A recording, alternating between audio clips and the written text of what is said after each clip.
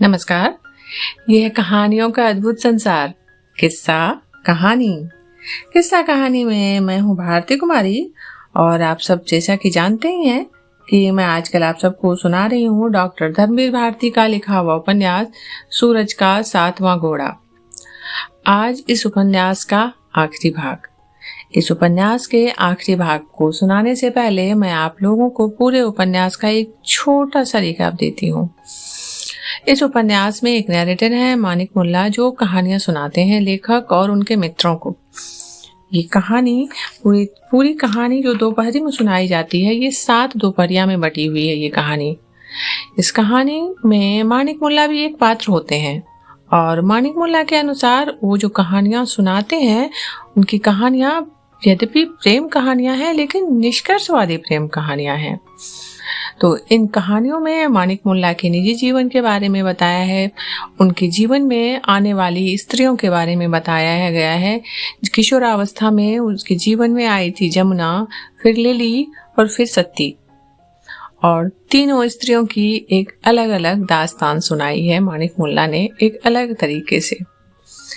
आज इस उपन्यास का आखिरी भाग मैं आप सबको सुना रही हूँ। इस आखिरी भाग का शीर्षक है सूरज का 7वां घोड़ा, अर्थात वो जो सपने भेजता है। अगले दिन मैं गया और मानिक मुल्ला से बताया कि मैंने ये सपना देखा, तो वो झल्ला गए। देखा है तो मैं क्या करूं?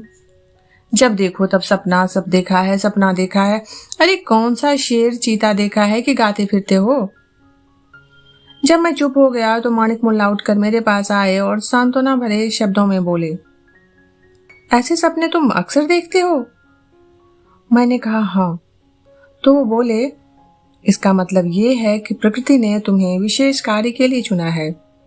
यथार्थ जिंदगी के बहुत से पहलुओं को, बहुत सी चीजों के आंतरिक संबंध को और उनके महत्व को तुम सपनों में एक ऐसे बिंदु से खड़े होकर देखोगे जहां से दूसरे नहीं देख पाएंगे, और फिर अपने सपनों को सरल भाषा में तुम सबके सामने रखोगे। समझे? मैंने सिर हिलाया कि हाँ, मैं समझ गया। तो वे फिर बोले, और जानते हो, ये सपने सूरज के 7वें घोड़े के भेजे हुए हैं। जब मैंने पूछा कि ये क्या भला है, तो और लोग अधीर हो उठे और बोले, यह सब मैं बाद में पूछ लूं, और मानिक मुल्ला से कहानी सुनाने का इसरार करने लगे। मानिक मुल्ला ने आगे कहानी सुनाने से इनकार कर दिया और बोले, एक अविच्छिन्न क्रम में इतनी प्रेम कहानियां बहुत काफी हैं। सच तो ये है कि उन्होंने इतने लोगों के जीवन को लेकर एक पूरा उपन्यास ही सुना डाला है।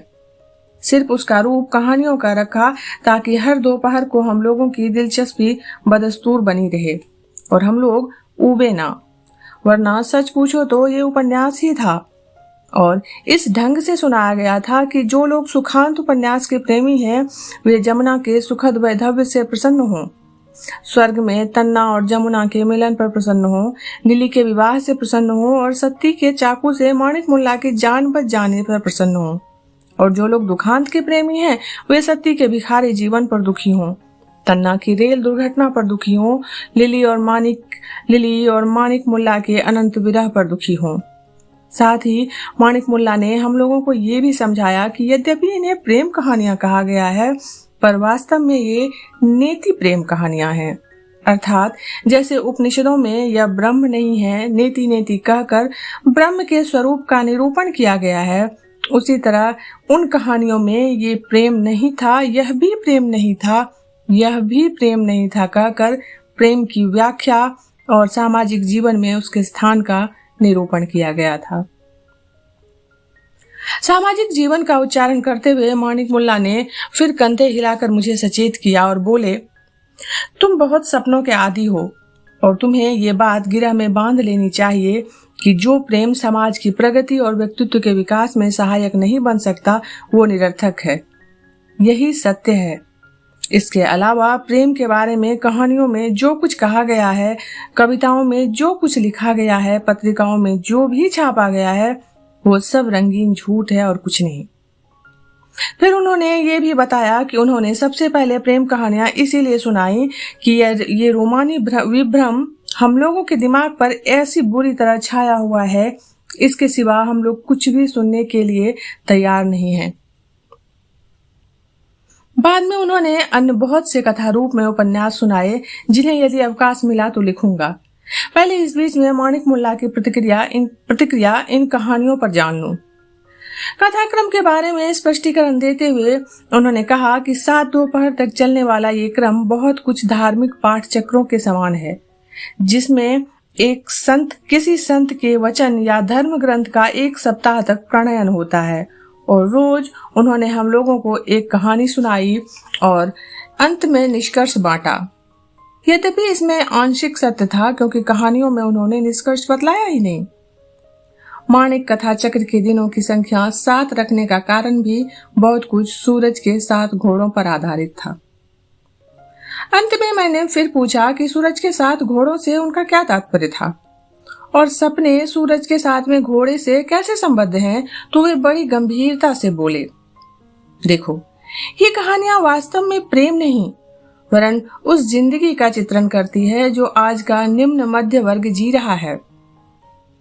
उसमें प्रेम से कहीं ज्यादा महत्वपूर्ण हो गया है आज का आर्थिक संघर्ष, नैतिक विशृंखलता।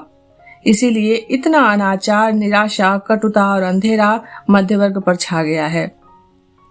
पर कोई न कोई ऐसी चीज है जिसने हमें हमेशा अंधेरा चीर कर आगे बढ़ने, समाज व्यवस्था को बदलने और मानवता के सहज मूल्यों को पुनः स्थापित करने की ताकत और प्रेरणा दी है, चाहे उसे आत्मा कह लो या कुछ और विश्वास, साहस, सत्य के प्रति निष्ठा उस प्रकाशवाही आत्मा को उसी तरह आगे ले चलते हैं जैसे 7 घोड़े सूर्य को आगे बढ़ा ले चलते हैं। कहा भी गया है, सूर्य आत्मा जगतस्तुश्च। तो वास्तव में सूर्य के रथ को आगे बढ़ना ही है। हुआ ये कि हमारे वर्ग विगलित, अनैतिक, भ्रष्ट और अंधेरे जीवन की गलियों में चलने से सूर्य का रथ काफी टूट फूट गया है और बेचारे घोड़ों की तो ये हालत है कि किसी की दुम कट गई है तो किसी का पैर उखड़ गया है, तो कोई सूख कर ठठरी हो गया है, तो किसी के खुर घायल हो गए हैं। अब बचा है सिर्फ एक घोड़ा जिसके पंख अब भी साबित है, जो सीना ताने गर्दन उठाए आगे चल रहा है। वो घोड़ा है भविष्य का घोड़ा, तन्ना, जमुना, सत्ती के नन्हे निष्पाप बच्चों का घोड़ा, जिनकी जिंदगी हमारी जिंदगी से ज्यादा अमन चैन की होगी, ज्यादा पवित्रता की होगी, उसमें ज्यादा प्रकाश होगा, ज्यादा अमृत होगा। वही 7वां घोड़ा हमारी पलकों में भविष्य के सपने और वर्तमान के नवीन आकलन भेजता है, ताकि हम वो रास्ता बना सकें जिन पर होकर भविष्य का घोड़ा आएगा। इतिहास के वे नए पन्ने लिख सकें जिन पर अश्वमेघ का दिग्विजयी घोड़ा दौड़ेगा। माणिक मुल्ला ने यह भी बताया कि यद्यपि बाकी 6 घोड़े रक्तहीन और विकलांग हैं, पर 7वां घोड़ा तेजस्वी और शौर्यवान है और हमें अपना ध्यान और अपनी आस्था उसी पर रखनी चाहिए। माणिक मुल्ला ने इसी बात को ध्यान में रखते हुए माणिक कथा चक्र की इस प्रथम श्रृंखला का नाम सूरज का 7वां घोड़ा रखा था। संभव है ये नाम आपको पसंद ना आए, इसीलिए मैंने ये कबूल कर लिया कि ये नाम मेरा दिया हुआ नहीं है। अंत में मैं ये भी स्पष्ट कर देना चाहता हूँ कि इस लघु उपन्यास की विषय वस्तु में जो कुछ भी भलाई बुराई हो, उसका जिम्मा मुझ पर नहीं, माणिक मुल्ला पर ही है। मैंने सिर्फ अपने ढंग से वो कथा आपके सामने प्रस्तुत कर दी है। अब आप माणिक मुल्ला और उनकी कथाकृति के बारे में अपनी राय बनाने के लिए स्वतंत्र हैं। ये उपन्यास यहीं पर समाप्त होता है। आज सूरज का 7वां घोड़ा का ये आखिरी भाग है। आप जुड़े रहिए फलक के चैनल किस्सा कहानी से।